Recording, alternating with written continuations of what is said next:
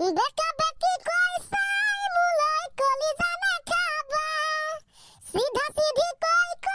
দিয়া যদি ভালে পুৱা কিনো ভাবি আছা দৈ মনৰ ব্যথা মনত লৈ যৌৱন দিখনি জানৈ চিৰদিনে থাকে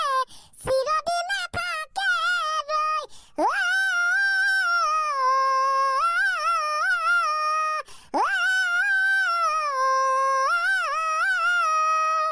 কৃষ্ণ কৃষ্ণ কৃষ্ণ কৃষ্ণ কৃষ্ণৰ জন্মদিন নিশা আজি হেই কবলৈ নাপায় মানে ক'বই আৰু কিবা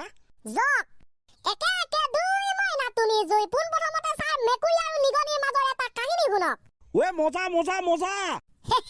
চাই এদিনাখনৰ কথা ভুলবশতঃ মদৰ গিলাচ এটাত নিগনি এটা সোমাই পৰিল কক বকাই আছে মৃত্যুৰ দুৱাৰ দলিত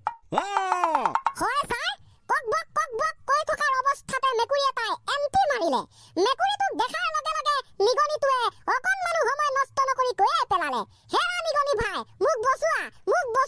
যদি মই বাচি যাওঁ তেনেহ'লে মোক খাই পেলাবা কামাই ছাৰ কথাটো শুনি ফূৰ্তিতে মেকুৰীটোৱে এক কিক মাৰি দিলে মদৰ গ্লাছটো মদ পৰি গ'ল মদৰ গ্লাছ ভাঙি গ'ল নিগনি ওলাই পৰিল মুক্ত হোৱাৰ লগে লগে নিগনিটোৱে পলাব বিচাৰিলে কিন্তু মেকুৰীয়ে ক'লে ঐ কুকুৰ খা বাচ্চা নিগনি পোৱালি ঐ তই কৈছিলি তোক বচালে মই খাম বুলি মই বচাই দিলো এতিয়া এপিলে তোক মই গোটাই গেলি খাম মেকুৰীটো আহিলে নে ছাৰ নিগনিটো কম বস্তু নহয় দূৰৰ পৰাই মাত লগালে সৰি ভাই সেইটো সময়ত মই মদৰ নিচাত আছিলো মই কি কৈছিলো কি নকৈছিলো নিজৰ সুস্থ মগজুৰে কোৱা নাছিলো এতিয়া মই সকলো পাহৰিলো বাই এই বুলি কৈ চাগে নিগনি দৌৰ মাৰিলে কৃষ্ণ তাৰপিছত মেকুৰীটো য়েছ ব্ৰ তাৰপিছত মেকুৰীটো ঠঙা লাগি চাই থাকিল এখাৰী মাতেৰে বেচেৰা উপায় নাই বেয়া ঠগন খালে পুৰা ফেন্টাস্টিক দে সঁচাকে পুৰা ফেন্টাস্টিক লাগিলে মস্তি থেংক ইউ ছাৰ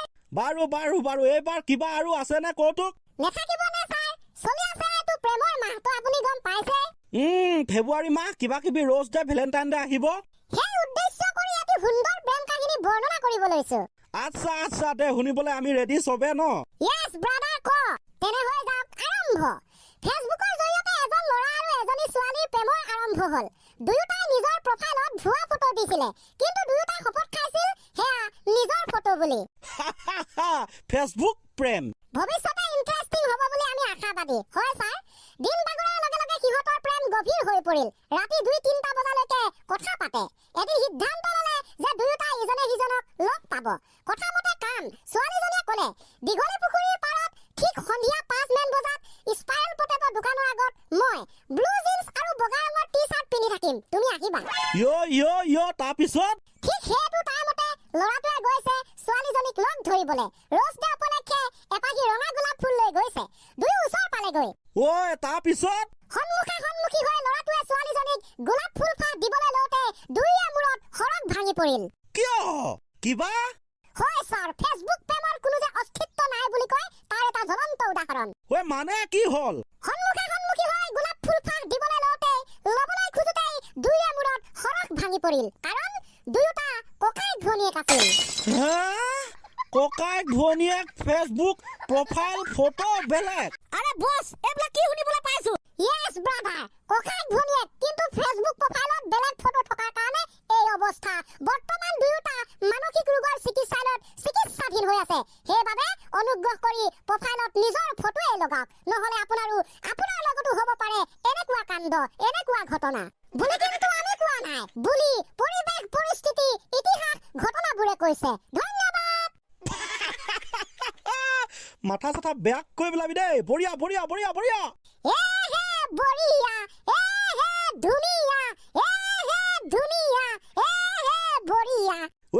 মজা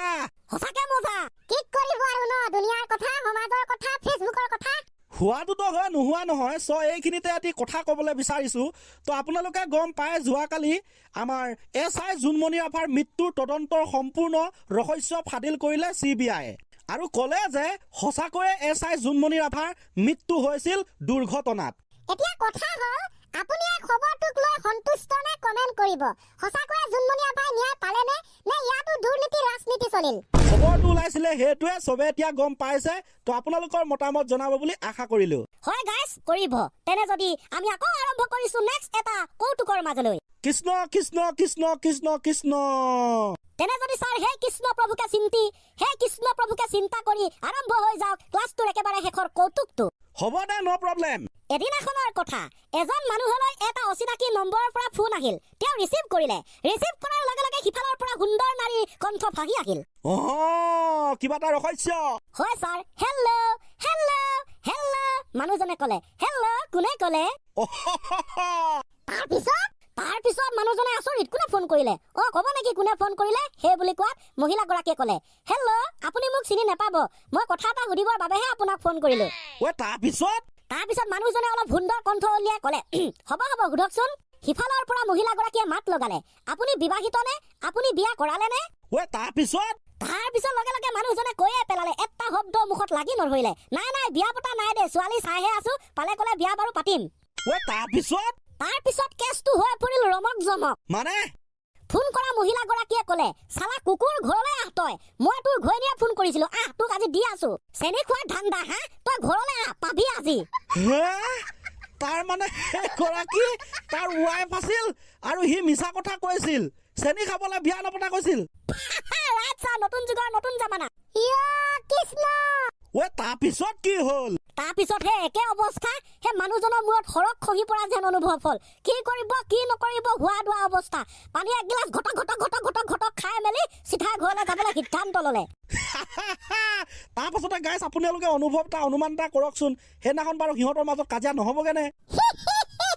নোহোৱা প্ৰশ্ন আহি নপৰে হ'ব লাগিব হয় ছাৰ তামান কাজিয়া ঠিক আছে দে হৈ যাক খতম মস্তি লাগিল খাতৰা কবিতা খাতৰা কাহিনী কলি আৰম্ভণি গীত হওক ক্লজিং